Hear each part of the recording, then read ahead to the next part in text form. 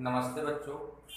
आज हम कक्षा 10 में नरेशन में अगला नियम देखते हैं, चेंज ऑफ नियर, यानी निकटता सूचक शब्दों को दूरी सूचक शब्दों में बदलना। यानी अगर रिपोर्टेड स्पीच में हमको कोई निकटता सूचक शब्द मिल जाता है तो हम उसे दूरी सूचक शब्द में बदल देते हैं। अगर हमको रिपोर्टेड स्पीच में दिस मिल गया तो हमने दिस के स्थान पर दैट कर दिया, दीज के स्थान पर दोज, हियर के स्थान पर देयर, नाउ के स्थान पर जो है देन, यस्टरडे के स्थान पर the previous day, last night के स्थान पर द प्रीवियस नाइट, टुमारो के जो है स्थान पर हम कर देते हैं द नेक्स्ट डे, हैंस का देंस कर देते हैं, हिदर को हम हिदर में बदल देते हैं। तो आइए उदाहरण के माध्यम से हम देखते हैं कि हम किस तरह निकटता सूचक शब्द को दूरी सूचक शब्दों में बदलते हैं। और इसमें आपको और भी होता है कि किस समय हम किन परिस्थितियों में हम निकटता सूचक शब्द को दूरी सूचक शब्द में नहीं बदलते हैं।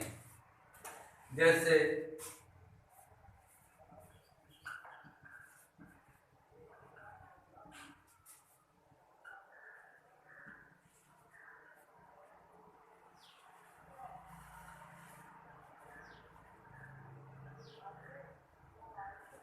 हमने उदाहरण लिख दिया, he said to me, inverted comma, you will go to Agra tomorrow।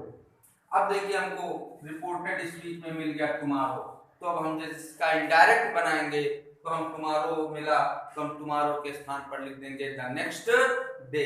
अब क्योंकि देखिए वाक्य हमारा फॉर्मेटिव है तो हम अपने पुराने नियम आते हैं, सेड टू मिला तो हम सेड टू को कहाँ बदल देंगे, टोल्ड में। तो ही सेड टू मी का लिख दिया हमने ही टोल्ड मी, कामा इन्वर्टेड कामा के स्थान पर हमने लगा दिया दैट। अब देखिए हमको प्रोनाउन मिल गया सेकंड पर्सन का, तो इसको हम रिपोर्टिंग वर्ब के ऑब्जेक्ट में बदल देंगे।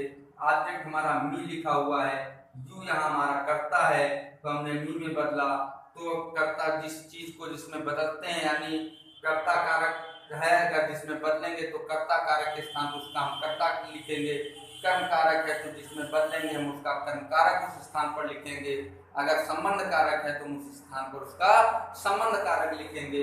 यहाँ पर मी लिखा हुआ, यू यहाँ कर्ता है तो कर्ता के स्थान पर हम मी का कर्ता लिखेंगे, तो मी का कर्ता होता आई। अब हमारा रिपोर्टिंग वर्ब पास्ट टेंस में है तो हम विल के कहाँ बदल देंगे, वुड में, विल को हम वुड में बदल देंगे, वुड गो टू आगरा।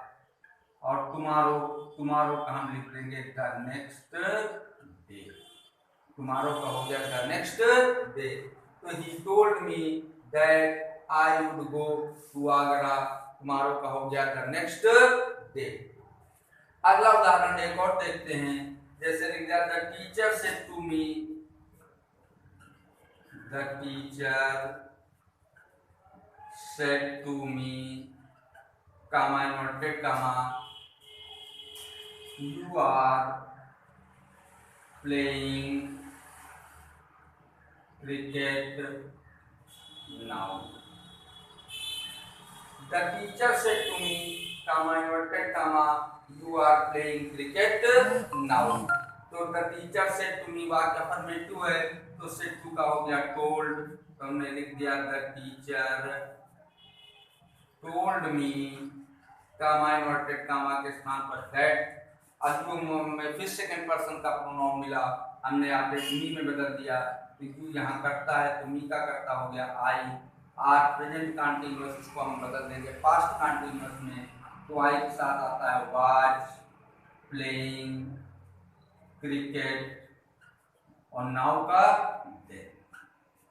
तो ये हमारे हो गए निकटता सूचक शब्दों को दूरी सूचक शब्दों में बदलना। अब किन परिस्थितियों में हम निकटता सूचक शब्द को दूरी सूचक शब्द में नहीं बदलते हैं, तो उस समय हम निकटता सूचक शब्द को दूरी सूचक शब्द में नहीं बदलते हैं जब वो निकटता सूचक शब्द जो है हमारे वक्ता के ठीक सामने होता है, तब हम उस समय निकटता सूचक शब्द को दूरी सूचक शब्द में नहीं बदलते हैं। यानी जब वो वस्तु जो है वक्ता के ठीक सामने होती है तब हम उस समय निकटता सूचक शब्द को दूरी सूचक शब्द में नहीं बदलते हैं। आइए उसका उदाहरण देखते हैं।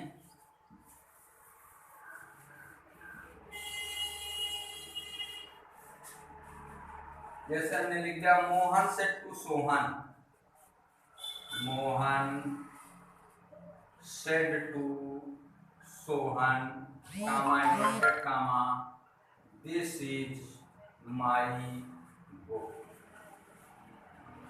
Mohan said to Sohan, comma inverted comma, this is my book, ये मेरी किताब है। तो मोहन ने सोहन से कहा दिस इज माई बुक, ये मेरी किताब है। यानी वो अगर किताब मेरे सामने होगी तभी हम कहेंगे कि ये मेरी किताब है। तो ये हमारा जो है जो वस्तु हो गई, ये हमारे जो वक्ता के ठीक सामने है। क्योंकि मोहन ने सोहन से कहा दिस इज माई बुक, ये मेरी किताब है, यानी वो वस्तु वक्ता के ठीक सामने है। तो उस समय हम निकटता सूचक शब्द को दूरी सूचक शब्द में नहीं बदलेंगे। तो मोहन सेड टू सोहन, तो सेड टू को हम बदल देंगे टोल्ड में।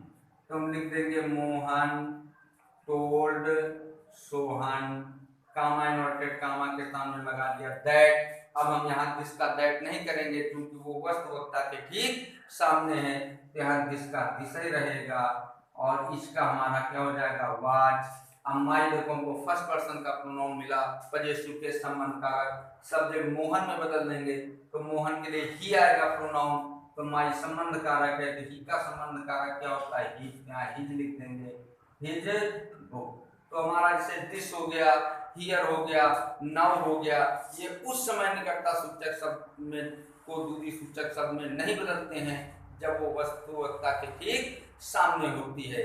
जैसे एक उदाहरण आइए और देखते हैं, जैसे Ram said to Shyam, Ram said to Shyam, comma inverted comma, I bought this chair from Bareilly या from Kanpur. Ram said to Shyam, I bought this chair from Kanpur. Ram ने श्याम से कहा आई बॉट, मैंने खरीदी दिस चेयर, ये कुर्सी, फ्रॉम कानपुर, कानपुर से। तो अब ये वस्तु वक्ता के ठीक सामने हो गई। तो अब उस समय भी हम निकटता सूचक शब्द को दूरी सूचक शब्द में नहीं बदलेंगे। तो राम सेड टू श्याम का हो जाएगा Ram told Shyam, comma inverted कामा के साथ दैट। आई फर्स्ट पर्सन का प्रोनाउन नाम में बदल देंगे, राम के लिए ही आएगा तो आई के स्थान पर हो जाएगा ही।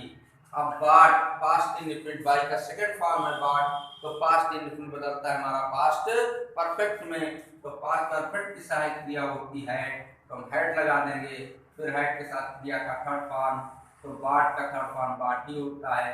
अब दिस का दिस ही रहेगा क्योंकि ये वस्तु वक्ता के ठीक सामने है। तो हम निकटता सूचक शब्द को दूरी सूचक शब्द में नहीं बदलेंगे। दिस चेयर फ्रॉम का, ये हमारे हो गए जो है चेंज ऑफ नियरनेस के नियम कि हम किस समय निकटता सूचक शब्द को दूरी सूचक शब्द में बदलते हैं और हम किस समय जो है निकटता सूचक शब्द को दूरी सूचक शब्द में नहीं बदलते हैं। ये हो गया अफर्मेटिव के नियम। अब अगले वीडियो में हम इंट्रोगेटिव के नियम बताएंगे। बस आज के लिए इतना ही। Have a nice day.